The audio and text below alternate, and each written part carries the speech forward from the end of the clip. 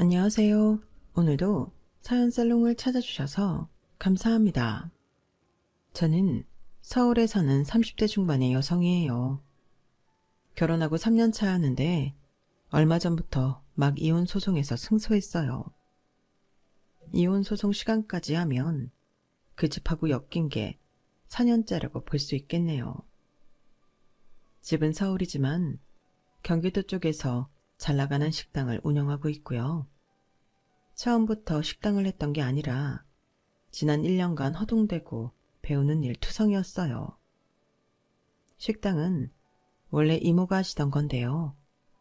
자식이 없는 이모가 몸 여기저기가 아프고 힘들어지자 저한테 주고 싶다고 하셔서 제가 물려받게 되었네요.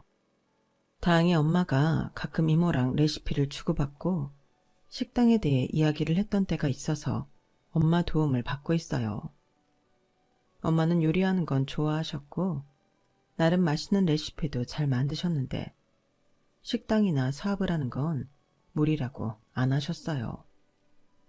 그런데 어째 딸 때문에 결국은 식당 일에 관여를 하시게 됐네요.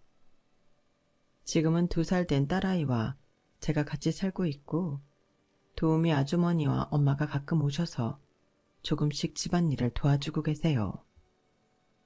어린 딸도 있는데 왜 이혼을 하나 싶은 분들 계실 거예요. 하지만 저를 만만하게 보고 자기들 돈줄인 줄만 아는 사람들하고는 관계를 끊어야겠다고 생각했어요. 이런 걸 생각하면 신혼 초 쎄 했을 때 그냥 이혼했어야 되는데 저는 좀 고집이 있었던 것 같아요. 이 사람들은 뭔가 아니라는 걸 마음으로는 알면서도 머리로는 제가 잘못된 선택을 했다는 걸 인정하고 싶지 않았던 거죠. 저와 남편은 한 1년 못되게 연애를 하고 결혼했어요. 저는 영어학원 강사였고 남편은 중소기업에 다니던 수강생이었어요. 학원에서 만나 결혼하게 된 거죠. 비대면으로 수업을 했었는데 정말 성실하게 수업을 듣던 사람이었어요. 대답도 잘하고 분위기도 잘 만들어줬고요. 그런 면이 좋아서 남편이 데이트를 하자고 했을 때 좋다고 했고 만날수록 그 사람의 부드러운 면에 빠져들었어요. 결혼할 때 남편이 해온 건 없다고 봐도 맞아요. 저희 친정도 평범한 집안이었지만 남편 집은 좀 팍팍하게 사는 게 인사하러 갔을 때도 티가 났거든요. 하지만 그런 걸로 사람을 평가하고 싶지 않았어요. 물론 더 잘 살면 좋았겠지만 저는 제가 좋아하는 사람 한 명 보고 살고 싶었어요. 남편도 그렇다고 믿었고요. 은영아, 내가 너 꼭 행복하게 해줄게. 설마 내가 너 하나 책임 못 지겠냐? 니네도 그렇고 우리도 그렇고 아버지가 없잖아.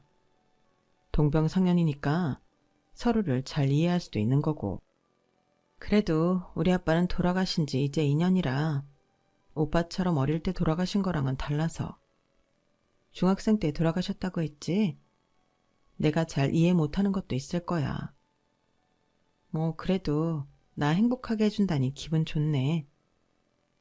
남편은 주말에 저희 집에 와서 점심을 직접 만들기도 하며 엄마한테 잘 보이려 애를 썼어요. 그 바람에 처음에는 남편을 탐탁치 않게 여겼던 엄마 마음이 움직였죠. 남편이 회사에서 영업 쪽 일을 하는데 회사 자체가 워낙 규모가 작다 보니 엄마는 제가 좀 더 조건이 좋은 사람을 만났으면 하셨거든요. 이모는 웬만하면 제 편이 되어주셨는데 이번만큼은 엄마랑 뜻이 같더라고요. 하지만 저는 남편이 착하고 좋은 사람이라고 믿었고 두 분을 열심히 설득했어요. 엄마, 창석이 오빠 나한테 정말 잘해. 강의를 줌으로 하면 얼마나 힘든 줄 알아? 호응에 대고 혼자 쇼하는 기분이라고. 그럴 때 정말 열심히 들어주고 열심히 반응해줬어. 그거 쉬운 거 아니야. 직접 만나보니 줌으로 보는 거나 똑같더라고.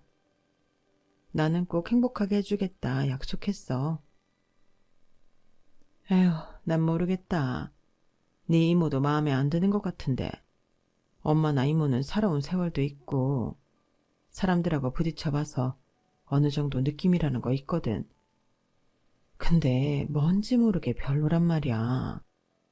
그거 다 선입관 아닐까? 창석 오빠가 작은 회사 영업직이라 이미 별로라고 생각한 거 아니냐고. 그때까지 잠자코 있던 이모는 제 말을 듣고 조심스럽게 말씀하셨어요. 은영아, 이모가 은영이 정말 사랑하는 거 알지? 네가 하는 거 언제 안 된다고 한 적 있어? 근데 사람은 많이 만나봐야 돼. 특히 결혼 상대는 더 그래. 전 그러면 좀 더 연애를 해보고 결혼을 할지 안 할지 정해도 되지 않아? 요즘 코로나 때문에 식장에 하객 들어오는 것도 어렵잖아. 사람들만 많이 오면 뭐해. 정말 우리 축하해줄 사람들이 있으면 되지. 창석 오빠도 그렇게 말했어. 제가 고집을 부리자 엄마도 이모도 못내 안타까워하셨어요.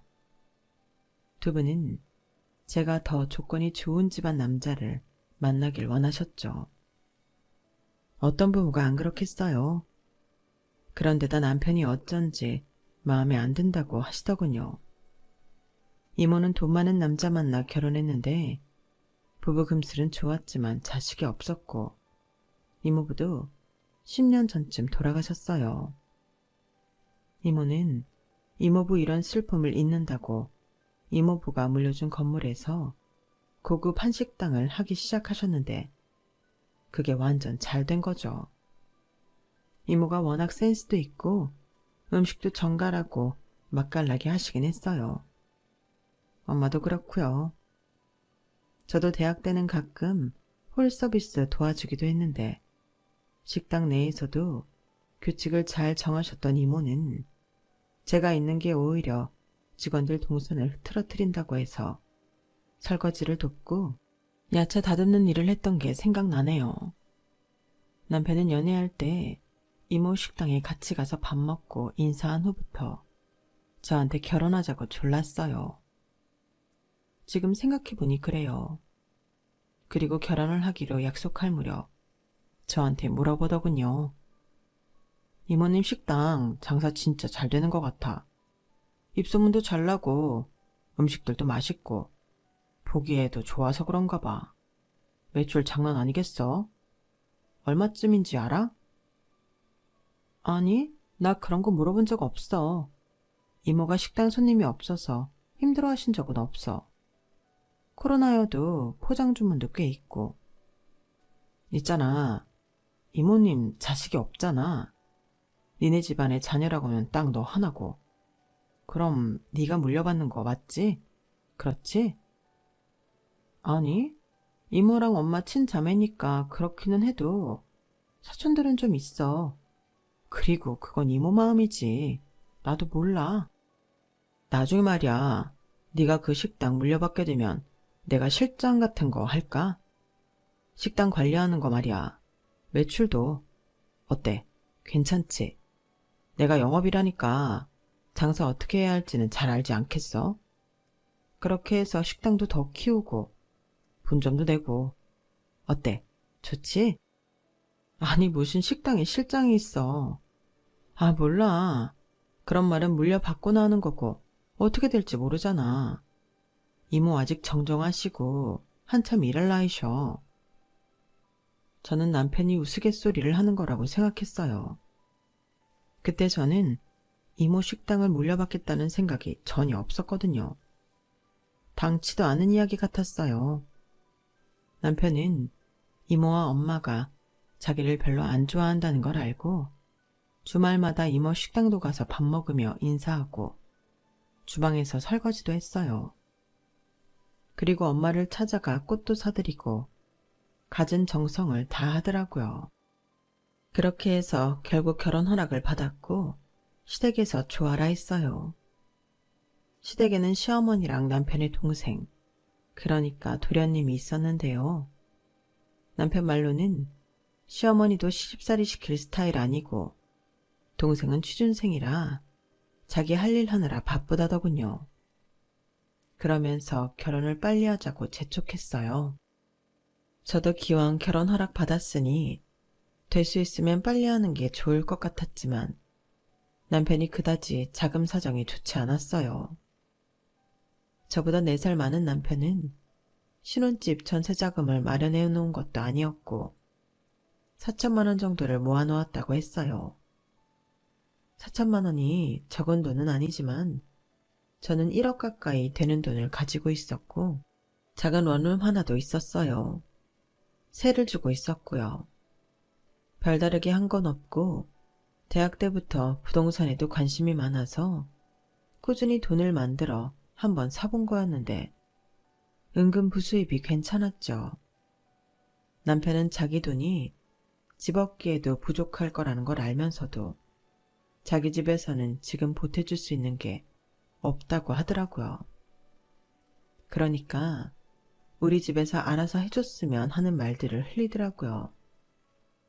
저는 원룸을 팔아서 돈을 보태 신혼집을 마련하기로 했어요. 그러면서 내심 불만인 걸 우회적으로 표현했죠. 오빠, 나한테 그 원룸이라도 없었으면 어쩌려고 했어? 오빠 대출받아도 집값 보태는 거 지금 반밖에 안 되는 거 알지? 그래서 나는 우리 본가에서 함께 사는 것도 나쁘지 않다 싶었어. 뭐 요즘 사람들 무조건 다 따로 집어넣어서 사는데 나는 그게 옳다고는 생각 안 하거든. 같이 사는데도 장점도 있을 텐데 말이지. 그런 건 없다는 식으로 무조건 선을 긋는 건 아니지 않아? 은영이 너 이성적인 얘기니까 잘 생각해봐. 이거는 이성적인 문제가 아니지. 생활인데. 신혼 초에 어느 쪽이든 부모랑 같이 사는 게 편해? 아니잖아. 더구나 여자들한테 시댁이 얼마나 벽이 높게 느껴지는데 시댁에 들어가서 살자는 말을 아무렇지도 않게 해? 그건 아니야. 그렇게 집 문제가 마무리됐고 결혼을 하기는 했어요. 그때 남편이 하는 말들에 고개가 갸웃하기도 했고 시댁에서 해줄 게 없다고 해서 엄마한테 참 미안했는데 그럼에도 결혼을 했다는 건 남자한테 미쳤었다고 욕먹어도 할 말이 없네요. 저는 남편이 저 하나 행복하게 해준다는 말을 믿었어요. 그만큼 말을 신뢰 있게 했고 너무 진심처럼 느껴졌거든요. 그런데 시어머니와 시동생은 정말 만만한 사람들이 아니더군요. 시동생은 저보다 2살이 어리니 남편하고는 6살이나 차이가 났어요. 그래서인지 시어머니가 유독 막내 아들 거리며 되게 예뻐하더라고요. 남편도 다 큰 성인을 계속 애 취급했고요. 결혼 전에는 몰랐는데 그 시동생이 제가 아는 혼수부터 사사건건 트집을 잡았었다는 거였어요. 돈도 많으면서 아낀다고 짠순이라고 했다는 거예요. 그러면서 제가 시댁을 무시하니까 이러는 거라고 했대요. 그 말에 시어머니까지 제가 남편을 우습게 여기니까 결혼에 돈 안 쓰는 거라고 했고요. 그 말을 시동생한테서 직접 들었는데 정말 황당하더군요. 결혼을 2주일도 안 남겼을 때 일이었어요. 남편이 셋이서 같이 밥을 먹자고 해서 나갔는데 그러더군요. 영수, 우리 엄마한테 미운 털 박혔어요. 몰랐죠? 제가요? 아니 왜요? 오빠도 그런 말 안 하던데요. 형이 그런 얘기를 뭐하러 하겠어요. 형은 우리 집안 장남이잖아요. 그런데 저희가 형수네보다 경제적 수입이 좀 낮다고 혼순이 예단이니 너무 신경 안 썼잖아요. 우리라고 뭐 형을 장인어른도 없는 집에 사위로 보내고 싶었는 줄 아세요? 결혼 준비나 예단을 형편이 되는 사람은 하는 거고 아니면 돈을 못 낼 수도 있지. 그깟 거 돈 좀 더 냈다고 이렇게 소홀하고 그러면 안 되죠. 형수, 인상이 벌써부터 안 좋아요. 나한테도요. 저는 너무 황당해서 제대로 대꾸도 못했고 나중에 너무 열이 받아서 남편한테 결혼 그만두자고 했죠. 남편은 펄펄 뛰면서 절대 그럴 수 없다며 자기가 엄마랑 동생한테 단단히 잘 말해뒀다고 하더라고요. 그 증거로 시동생이 저한테 문자로 사과도 했고요. 자기가 너무 오버한 것 같다나요? 생각해보면 사과 같지도 않은 사과였는데 그걸 받아들이고 결혼을 했던 게 일생일대의 실수였어요. 남편은 저한테 자기가 엄마랑 동생 안 보고 사는 한이 있어도 저랑은 못 헤어진다고 해서 그 말을 믿고 결혼한 거나 마찬가지였어요. 남편이 제 생각을 먼저 해주고 시댁과 저의 사이에서 소통 역할을 해줄 거라고 생각했죠. 하지만 그렇게 결혼을 한 후 남편은 점차 자신의 본 모습을 드러내기 시작했어요. 딸을 낳고 나니 남편은 정말 제가 다 잡아놓은 물고기인 양 굴더라고요. 그래도 어찌됐든 시동생이나 시어머니가 저를 건드리면 대충 중재하는 척이라도 했는데 이제는 아이 때문에 꼼짝없이 자기네 집 귀신으로 살아야 되지 않겠느냐며 그만 징징대라고 하더군요. 정말 무섭고 소름 끼치는 말이었어요. 그렇다고 제가 시댁에 소홀했냐 하면 그런 것도 아니었어요. 저는 시동생 데이트 상대까지 챙기려고 노력했거든요. 그렇게라도 관계 개선을 해보려고 했던 건데요. 오히려 저한테 이런 건 취향이 안 맞는다. 저런 건 요즘 트렌드가 아니다. 뭐가 별로다. 다음에는 이런 걸로 해와라. 교환해달라 등등. 정말이지 얼마나 스트레스였는지 몰라요. 시동생은 저보다 어린데도 저나 친정을 상습적으로 무시하곤 했어요.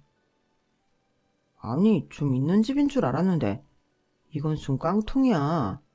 형이 속았지 원. 이런 말을 하는데도 시어머니나 남편은 시동생한테 말 한마디를 안 했어요. 둘한테는 그저 항상 어리고 너무 귀여운 아들이고 동생이었던 거죠. 당시 시동생은 이혼한 여자와 사귀고 있었는데 얼마 안 있어 결혼을 할 거라고 하더군요. 여자가 능력이 있어서 온라인 쇼핑몰 사업을 한다고 했어요. 그러면서 가끔 그 여자의 아들을 봐준다고 데리고 있었는데 어찌나 제멋대로인지 저를 막 때리고 눈 똑바로 뜨고 쳐다보기도 했어요. 5살 아이였는데 애가 그럴 수도 있지 라고 생각하시겠죠. 물론 그렇긴 한데요. 예의라고는 눈꽃만큼도 배우지를 못했어요. 저도 전에는 몰랐는데 아이라도 주먹을 쥐고 있는 힘껏 사람을 때리니 너무 아프더라고요. 아프니까 자연스럽게 화가 치밀었고요. 애가 워낙 어린이집에서도 사고를 많이 쳐서 2번인가 옮겼다는데 시동생은 자리에 없는 것도 돈으로 만들어서 넣었다는 이야기를 무슨 자랑처럼 하더라고요.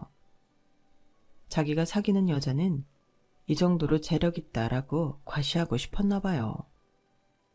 그러는 시동생은 변변한 직업이 없이 가끔 알바를 하며 지내는 수준이었어요. 시어머니는 아이를 좋아하는 눈치가 아니었는데 여자가 돈 있다고 하니까 참는 것 같더라고요. 그러던 중에 저는 출산 휴가 후 간간히 수업을 진행하던 학원 강사 일을 완전히 그만두게 되었어요. 집안일 육아, 그리고 아이 키우는 것까지 하는 건 저한테 무리더라고요. 그렇다고 도우미를 쓰게 해주는 것도 아니고 남편은 제가 아이랑 저한테 돈을 예산으로 잡는 것보다 조금만 더 써도 난리를 쳤거든요.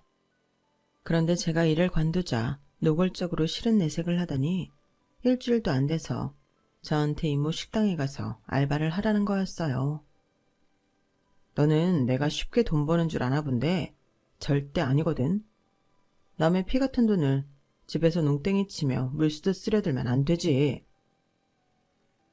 우리 지우 쓰는 데에 들어가는 게 그렇게 아까워? 나는 뭐 사는 거 없어. 다 집에서 먹고 쓸 거지. 누가 들으면 내가 무슨 사치라도 하며 돈 펑펑 쓰는 줄 알겠네. 내 월급 얼마 안 되잖아. 월급은 오르락말락 하는데 물가는 치솟고. 진짜 환장하겠다고. 이런 식으로 살면 우리 금방 거덜난다니까? 그러니까 이모님 식당에 가서 뭐라도 좀 해. 요즘 어떤 여자가 애 키운다고 집안이 들어앉아 있어? 다 나가서 돈 벌지. 그럼 아이 맡길 돈은 주던가. 시어머니도 봐줄 생각 없고. 그렇다고 우리가 도우미 부르기도 그렇잖아.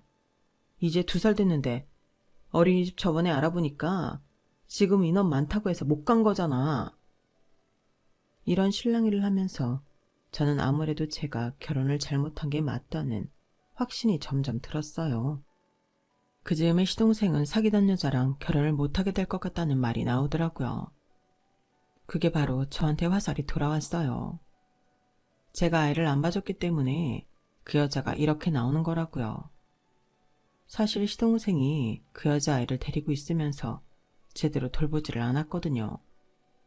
이러다가 뭔 사고 생기지 싶었는데 아니나 다를까 시동생은 아이를 편의점에 두고 혼자 PC방에 들어가 게임에 정신 팔려 있다가 아이가 편의점에서 다른 집 아이를 때려서 얻어맞는 불상사가 생긴 거였어요. 그러니까 제가 우리 딸 보면서 같이 봐줬으면 이런 일이 안 생겼을 거라는 억지였어요. 저는 더는 안 되겠다 싶어서서 남편한테 단호하게 말했어요. 도련님하고 그 여자 사이 봉합한다고 나한테 애 맡기기만 해. 진짜 뒤도 안 돌아보고 이혼할 거니까. 그렇게 알아. 그 말에는 남편도 뭐라고 할 수 없었는지 머리만 쥐어뜯으며 고민하더라고요. 그런 일이 있고 얼마 안 있어 이모가 힘에 부친다며 병원에 갔더니 자잘한 잔병과 위험 신호가 많다며 일을 다 관두고 쉬라고 했대요. 그래서 식당을 접을지 다른 사람한테 넘길지 고민을 했는데 둘 다 너무 아깝더라는 거죠. 그동안 정성껏 지금의 자리까지 오게 만들었으니까요. 그래서 저더러 맡아서 해보는 게 어떠냐고 하시더라고요. 저는 처음에는 사양했지만 이게 나쁘지만은 않을 것 같았어요. 집에서 스트레스 받지 않아도 되고 아이를 식당 근처 어린이집에 맡길 수만 있다면 할만하겠다 싶었죠. 그러자 친정엄마가 나서서 아이를 봐주겠다고 하시더라고요. 엄마, 그런 소리 하지 마. 애 보는 게 얼마나 힘든데. 나 그동안도 일부러 엄마한테 애 봐달라고 말 안 한 건데. 이제 와서 신세 질 수 없지. 신세는 무슨 신세야? 예, 그럼 나 한 달 용돈 30만 원씩만 줘. 식당 수입해서. 남보다야 내가 훨씬 낫지 않겠어? 어린이집은 좀 더 있다 보내도 되잖아. 자리가 있을지도 모르는 일이고. 결국 저는 엄마의 제안을 수락하기로 했고 저는 식당을 물려받게 되었어요. 그 전에 알바를 해봤다고는 해도 전적으로 식당을 맡아서 하는 일은 또 완전히 다른 일이었죠. 게다가 이모 식당은 고급 한정식이라서 재료 수급에서 조금만 문제가 생겨도 안 됐어요. 그렇게 저는 일을 하나하나 배워나갔는데 희한하게도 전보다 더 손님이 많아지더라고요. 그게 코로나가 풀려서 그런 것도 있겠지만 매니저님 말로는 제가 메뉴를 조금씩 개선한 것들이 반응이 좋다고 하더라고요. 그 말을 들으니 제 자신이 뿌듯하고 이모 식당에 폐를 끼치지 않아 정말 다행인 것 같았어요. 앞으로 더 잘할 수 있을 거라는 용기도 생겼고요. 그 전에도 이모 식당은 꽤 손님이 많았는데 이제는 예약 없이는 올 수 없게 되었거든요. 한마디로 대박이 난 거죠. 그렇게 일을 차근차근 해나가고 있는데 그걸 보고 있던 남편이 어느 날부터 자기가 식당 일을 돕겠다면서 와서는 떡하니 카운터에 있는 거였어요. 저는 됐다면서 들어가라고 했지만 남편은 매출이 얼마인지 꽤나 궁금해하더군요. 그날 얼마나 사람이 왔는지 수입이 얼마가 찍혔는지 확인만 했지 정말 손이 필요한 일에는 무관심했어요. 그러더니 하루는 저를 붙잡고 되도 않는 말을 하더군요. 나 말이야, 그 거지 같은 회사 그만두고 여기 나와서 일하면 안 돼? 내가 카운터 보고 그냥 다른 직원들처럼 똑같이 월급 줘. 남한테 맡기는 것보다는 같은 식구끼리 카운터 보는 게 훨 낫잖아. 안 그래? 나 진짜 회사 더럽고 치사해서 못 다니겠어. 응? 자기야, 운영아. 이러면서 졸라대는데 너무 꼴보기 싫더군요. 시댁에서는 아이 봐준다는 말 한마디 없어 제가 회사까지 그만뒀을 때에는 그렇게 사람을 찬밥 취급하고 서럽게 하더니 이제 제가 이모 식당 물량마다 대박나니 거기에서 일을 하겠다고요. 어림도 없죠. 말 같지도 않은 소리 하지 마. 식당이 잘 돼도 이건 식당 일이지 오빠 회사랑은 아무 상관없잖아. 가장이 어떻게 회사 관두고 마누라 직장에서 일을 돕겠다는 말을 해? 그런 말 한 번만 더 하면 진짜 이혼할 거야. 안 그래도 잘못한 결혼이라는 생각에 자다가도 일어날 때가 종종 있었는데 정말 사람 성질을 돋우는 말만 하는 것 같았어요. 그러자 남편은 한 발 물러서서 알았다고 한번 해본 말이라고 하더니 얼마 안 가 회사를 그만뒀다고 하는 거였어요. 정말 기가 막혀서 말도 안 나오더군요. 진짜 남편한테 손에 들고 있던 컵을 던질 뻔할 정도로 저는 화가 났어요. 내가 정말 카운터 잘 볼 자신 있어. 돈 잘 버는 마누라 덕 좀 보며 살자. 그게 그렇게 나쁜 거야? 내가 말했지. 회사 그만두면 이혼이라고. 내가 하는 말을 얼마나 우습게 알았으면 이런 식으로 행동해? 당장 나가. 나가라고. 너는 나 우습게 안 봤어? 우습게 보니까 이런 일로 이혼을 한 해 만에 이러면서 나가라고 하는 거잖아. 오빠 그때 분명히 알겠다고 그만 안 둔다고 했잖아. 그래놓고 이런 식으로 일을 저지르면 내가 어쩔 수 없이 받아들일 거라고 생각한 거 아니야? 나는 그렇게는 못해. 그러고 다시 재취업을 하든 다른 일을 하라고 단단히 일러뒀어요. 하지만 남편은 저를 원망만 하고 일자리를 제대로 알아보지는 않는 것 같더라고요. 저는 정말 이 기회에 이혼을 해버릴까 하며 하루하루 갈등 속에 있었어요. 갈등을 했던 건 아이 때문이었죠. 아이의 의사와 상관없이 아빠랑 헤어지게 되는 거잖아요. 그런 생각을 하며 이혼 서류 접수하고 싶은 걸 꾹 참고 있는데 다른 쪽에서 또 저를 뒤집어지게 만드는 건 시어머니와 시동생이었어요. 시어머니는 제 식당이 잘 된다는 걸 알고는 갑자기 모든 물건을 다 백화점에서 사기 시작했어요. 그러면서 용돈 요구도 많이 했고 생활비도 더 달라고 하더라고요. 용돈이야 제가 드릴 수 있는 거지만 갈수록 심하다는 건 느끼고 있었어요. 그런데 제가 남편이 회사 관둔 것 때문에 사이가 안 좋은 걸 아는지 모르는지 저를 좀 만나야겠다며 연락을 했더라고요.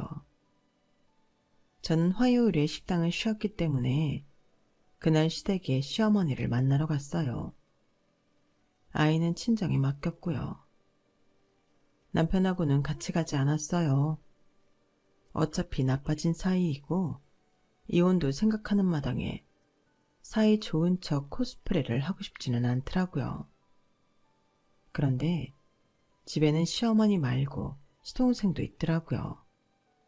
시동생이 평일에 본가에 있는 건 처음 보는 일이라 그 여자랑 완전히 끝난 건가 하는 생각이 들었어요.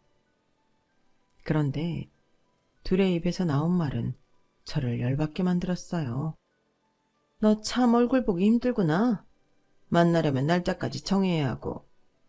그만큼 식당이 잘 된다는 뜻이라 나쁘지는 않다만. 그래서 말인데 니네 식당 그거 완전 대박이잖아. 창석이 말로는 매출도 꽤 된다고 하던데. 정말 그래? 그런 건 왜 물어보시는데요? 도련님은 왜 이 자리에 있고요? 저는 그 말이 나오는 순간부터 쎄한 느낌이 들어서 이렇게 말을 했어요. 그만큼 힘든 일도 많아요. 아이는 맨날 친정 엄마가 봐주셔야 하고요. 엄마가 너무 고생하시는 것 같아서 도우미도 붙여드렸어요. 아, 그래. 너도 나름의 고충이 있겠지. 근데 너보다 더 힘든 식구도 돌봐야 하지 않겠어? 너 말이다. 여기 우리 둘째 창민이 지금 그 여자가 안 만나겠다고 하고 해서 말이 아니다. 여자집에서 능력 없는 남자가 싫다나? 아이고 참. 지 딸은 한방 갔다 왔으면 남의 아들 능력 탓은 왜 그렇게 하는지. 그 여자도 괜히 요즘 창민이한테 쌀쌀맞게 굴고 말이야. 일이 이렇게 됐으니 네가 2호점을 내서 우리 창민이한테 줘야겠다. 네, 형수. 저 진아랑 헤어지면 못 살아요. 그러니까 저 2호점 만들어서 주세요. 어차피 형수 이모님 거 물려받아서 형수님 돈 남는 거 있을 거 아니에요. 마치 맡겨놓은 것처럼 구는데 저는 못 참겠더군요. 제가 왜 2호점을 차려줘요? 뭐 때문에요? 내가 여태 말한 걸 이해 못했니? 이제는 네가 잘 나가니까 힘든 식구 돌봐야 된다고 했잖아. 하나밖에 없는 네 시동생 가게 차려주는 게 그렇게도 힘든 일이니? 그럼 저한테 월세도 주고 프랜차이즈비도 줄 거죠? 와, 형수 너무하네. 싫으면 싫다고 하지. 그게 무슨 말도 안 되는 소리예요. 네, 저 싫어요. 해주기 싫다고요. 식당에서 일할 테니 월급 달라고 해도 해줄까 말까 한 판국에 이건 도둑놈이 따로 없네. 뭐예요, 형수? 말 다 했어요? 도둑놈이라니. 누가 도둑놈이라는 거야? 동생의 얼굴이 벌개져서 저한테 대들자 시어머니가 일단 말리더군요. 저한테 밑보여 좋을 거 없다는 듯 눈짓을 하면서요. 식당 해주는 게 안 되겠으면 우리 창민이 매달 600만 원씩만 다오. 우리 창민이가 식당 하면 그보다도 더 벌겠지만 내가 생각할 때에는 그 정도면 창민이가 그 여자랑 헤어지지 않을 것 같구나. 아니, 이 집 식구들은 나한테 돈 보따리 맡겨놨나? 저 결혼할 때부터 뭐 하나 해준 것도 없으면서 그렇게 큰 돈을 매달 달라는 말을 아무렇지도 않게 하세요? 됐고요. 없던 셈 칠 테니 이만 저는 갈게요. 그러자 시동생이 펄펄 뛰고 난리를 쳤어요. 이게 무슨 가족이야. 지만 잘 먹고 잘 살겠다고 저러는 게 무슨 도움이 돼? 내가 형한테 얘기해서 이혼하라고 할 거야. 이혼. 어디 이혼녀로 애 데리고 혼자 잘 살아 보시든가. 치우애미야. 이건 정말 아니지 않냐? 이건 가족도 아니지. 창민이가 저런 말하는 거 당연한 거다. 세상에, 내가 이렇게 독한 년을 며느리라고 뒀다니? 어떻게 지 손에 쥐고 한 푼 내줄 생각을 안 할꼬. 너 우리 창석이하고 살기 싫으면 그렇게 하든지. 가만 보니 이 집 식구들은 제가 남편하고 살고 싶어 안 달란 줄 안 모양이더군요. 저는 가소롭다는 듯 웃은 다음에 정신 나간 척 두 사람 앞에서 다소곳이 절을 했어요. 이렇게 이혼을 허락해 주시다니 그럼 얼른 해야죠. 안 그래도 지우 키우는 데에도 도움이 안 되고 제 앞길만 막는 오빠랑 댁들 어떻게 하나 고민하고 있었거든요. 이혼하고 싶은데 아주 저를 응원해 주셨어요. 시어머니와 시동생은 제가 싸우라고 달려들거나 뭔가 해줄 줄 알았다가 그럼 이혼하겠다고 하니 놀라서 아무 말도 못하더라고요. 저는 거기에 한마디 더 쏘아붙였어요. 김창석 그 인간이 회사 관두고 식당 카운터에 있겠다고 해서 이혼 접수하려고 하던 참이에요. 제가 분명히 말했거든요. 회사 관두면 이혼한다고. 이 집 식구들은 왜 저를 둘러싸고 이렇게 자기들 멋대로인지 모르겠어요. 제가 왜 제 의견 존중 안 하는 이런 집구석하고 인연을 맺고 있어야 되나요? 애한테 귀감이 되는 것도 아니고요. 저 이딴 결혼 생활 집어치울래요. 저는 어머니한테도 도련님한테도 지갑 노릇하기 싫고요. 그럼 집에 가서 그 인간 짐은 챙겨 보낼 테니 그렇게 알고 계세요? 아니, 창석이가 회사를 그만뒀다니 그게 무슨 소리냐? 회사가 거지 같다나요? 그러면서 나왔으니까 물어보세요. 그런 얘기는 안 했나 보죠? 이건 전적으로 그쪽들이 잘못해서 하는 이혼이니까 재산 분할 따위는 없어요. 위자료는 제가 청구할 거고요. 제가 이렇게 말하고 나가자 시어머니랑 시동생은 놀라서 저를 붙잡지도 못하고 안절부절이었어요. 그리고 집에 왔더니 조금 있다가 남편이 외출했다가 와서는 무조건 제 앞에 무릎을 꿇더군요. 나 엄마한테 무슨 일이 있었는지 다 들었어. 내가 엄마랑 창민이 완전 뒤집어 엎고 왔어. 그러니까 이혼만은 하지 말자. 응? 엄마도 창민이도 없었던 일로 하기로 했어. 제발 화풀고 이혼하자는 말만은 하지 마. 나 완전 질렸어. 너나 니네 식구들한테 두 손 두 발 다 들었다고. 왜 이렇게 다들 당당하게 맡긴 물건 찾들 돈을 요구해? 나더러 그러더라. 이혼하라고. 네 동생하고 엄마가. 그러니까 이혼할 거야. 더 이상 구질구질하게 굴지 마. 지우를 생각해봐. 지우, 아빠 없는 애라고 어린이집이고 유치원에서 손가락질 당하는 거 좋아? 친가가 엄마 등에 빨대 꽂고 빨아먹는다는 소리 듣는 것보다야 낫겠지. 남편은 제 결심이 확고한 걸 알고는 아주 싹싹 빌더라고요. 말 그대로요. 하지만 저는 냉정한 상태였고 이혼이 맞다는 결론에 이르렀어요. 그동안 식당 운영을 하면서 자신감이 많이 붙은 것도 사실이었고요.